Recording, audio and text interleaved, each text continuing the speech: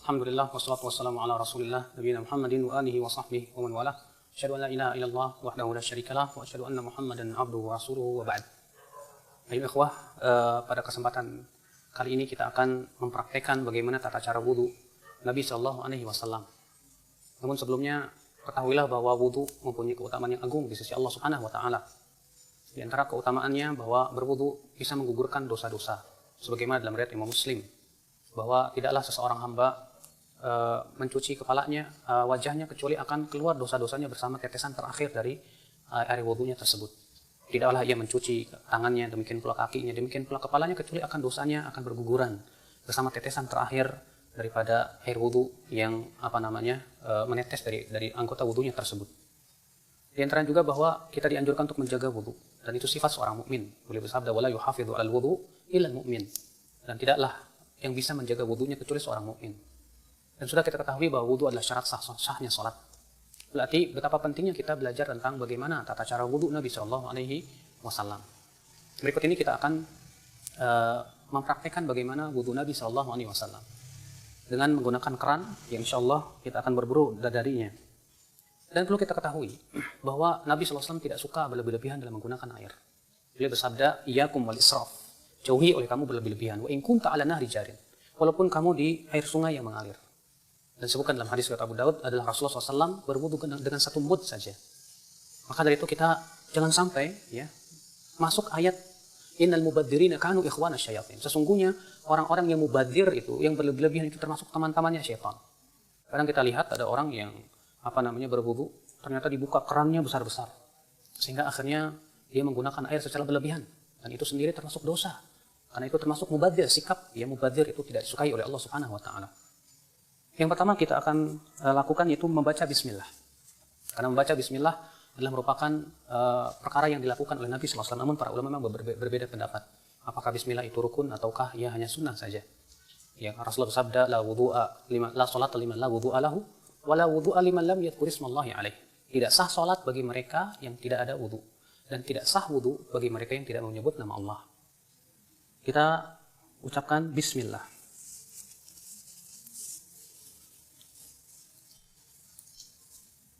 Bismillah, kemudian kita cuci tangan kita 3 kali.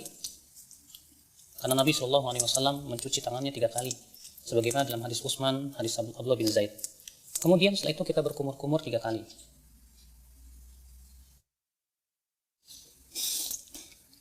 Ketika berkumur-kumur, kita ambil satu telapak tangan, kemudian kita masukkan air ke mulut, lalu ke hidung sekaligus. Lalu kita keluarkan dengan tangan kiri kita.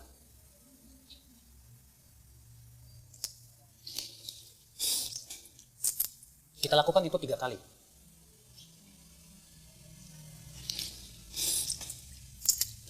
Setelah itu kita akan mencuci wajah. Dan batasan wajah terjadi ikhtilaf para ulama. Apakah wajah itu dari sini ke sini? Dan ini pendapat jumhur. Itu mulai dari daging yang menyembul di sini, di telinga, sampai kepada ini.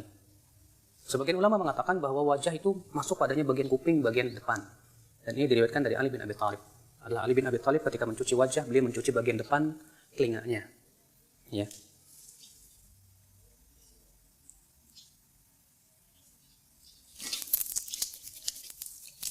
Dan dalam riwayat Ibnu Abbas ketika mengambil air dari telapak kanannya, beliau iringkan dengan telapak kirinya, kemudian beliau mengusap atau mencuci wajahnya. Kemudian dilakukan itu 3 kali. Dan dalam riwayat Ali bin Abi Thalib setelah berwudu, yaitu mencuci wajah, beliau mengambil segenggam air, lalu kemudian diguyurkannya di ubun-ubunnya dan dibiarkan ia mengalir ke bawah. Dan ini termasuk sunnah Nabi Shallallahu Alaihi Wasallam yang banyak ditinggalkan oleh manusia. Kemudian setelah itu kita mencuci tangan sampai siku-siku juga. Kita ambil dengan tangan kanan, lalu kemudian kita cuci sampai siku-siku. Dan jangan lupa untuk menyela-nyelai tangan, karena Nabi Sallallahu Alaihi Wasallam memerintahkan untuk menyela-nyelai jari jemari tangan dan jari jemari kaki. Dan kita lakukan ini juga 3 kali.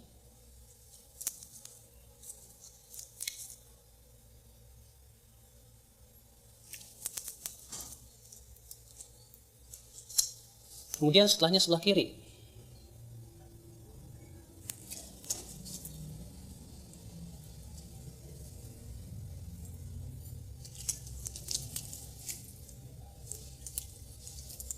Setelah kita mencuci tangan, maka kita ambil air segenggam, kemudian kita mengusap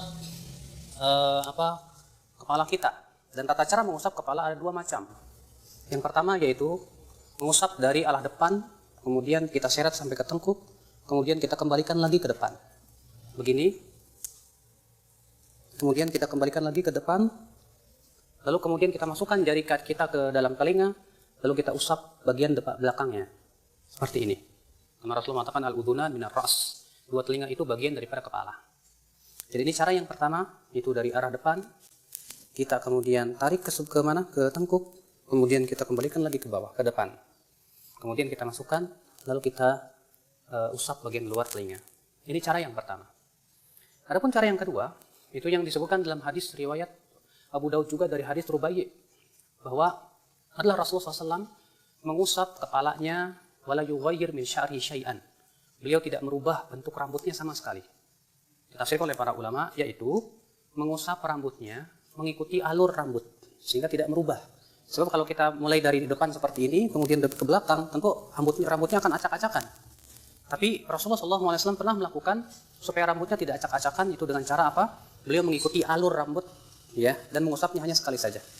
Itu dengan dalam riwayat Imam Ahmad bin Hanbal, beliau memberikan contoh, diambil air, kemudian dimulai dari tengah, lalu ke depan, kemudian dimulai dari tengah, lalu ke belakang.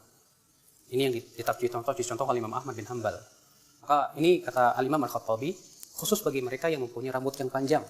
Ketika ia berwudu, ia tidak ingin rambutnya berubah. Maka pada waktu itu kita cukup usap kepala kita sesuai dengan alur rambut, sehingga rambut itu tidak acak-acakan. Ini subhanallah juga banyak tidak diketahui oleh banyak kaum muslimin, padahal hadisnya sahih atau hasan, dihasankan oleh Syekh Al-Albani rahimahullah. Dan dalam riwayat Muawiyah ketika mengusap kepalanya, itu beliau menggunakan cara seperti ini. Diambilnya air, kemudian air ini diguyurnya di ubun-ubun, kemudian diusapnya. Seperti ini.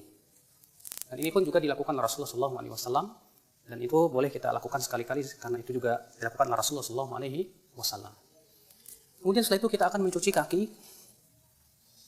Kita akan cuci kaki dan kita sela-selai dengan jari kelingking. Dalam riwayat Abu Daud demikian, Rasulullah SAW menyela-nyelin dengan jari kelingking. Kemudian kita cuci sampai mata kaki. Kita lakukan itu 3 kali.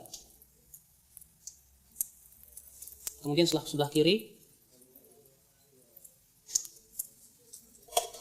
kita lakukan itu 3 kali.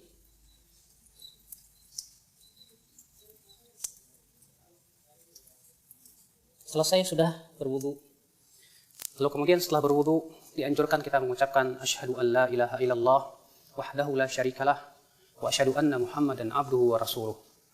Bisa ditambahkan Allahumma ij'alni minat tawwabin waj'alni minal mutatahhirin. Dan disebutkan dalam riwayat Tirmidzi, Rasulullah SAW juga mengajarkan doa lain. Ya, setelah wudu itu subhanakallahumma bihamdik asyhadu an la ilaha illa anta astaghfiruka wa atubu ilaik. Rasulullah, siapa yang membaca ini setelah wudunya, maka akan distempel dan tidak akan pecah selama-lamanya sampai hari kiamat. Subhanallah. Rasulullah mengatakan, siapa yang mengucapkan setelah wudunya asyhadu an la ilaha illallah wahdahu la syarikalah wa asyhadu anna Muhammadan abduhu wa rasuluh, maka akan dibukakan untuk dia 8 pintu surga. Dia bisa masuki 8 pintu surga itu dari pintu mana saja dia masuk. Masya Allah. Lalu kemudian disunahkan kita untuk sholat 2 rakaat. Disebutkan dalam hadis Bilal, Rasulullah bersabda, ya Bilal, bima sabaqtani ilal jannah, dengan apa engkau mendahuliku ke dalam surga? Kata Bilal, wahai Rasulullah, tidaklah aku berhadas kecuali aku sholat 2 rakaat. Kata Rasulullah, dengan 2 itu kamu masuk surga. Subhanallah. Ini keutamaan yang agung ya akhul Islam. Semoga ini memberikan faidah untuk kita semua tentang bagaimana tata cara wudu Nabi SAW. Ini saja. Subhanakallah bihamdik asyhadu an la ilaha illa anta astaghfiruka wa atubu ilaik. Wassalamualaikum warahmatullahi wabarakatuh.